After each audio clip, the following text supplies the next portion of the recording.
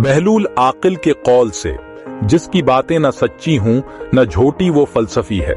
वो शख्स जिसके लिए सच और झूठ एक ही होते हैं खुशामद है। जो शख्स झूठ बोलकर पैसे लेता है वो दलाल है। जो शख्स पैसे हासिल करने के लिए झूठ बोलता है वो भिखारी है। सच और झूठ में फर्क करने के लिए पैसे लेने वाला जज है। सच को झूठ और झूठ को सच बनाने के लिए पैसे लेने वाला वकील है। वो शख्स जो सच के सिवा कुछ नहीं कहता बच्चा है।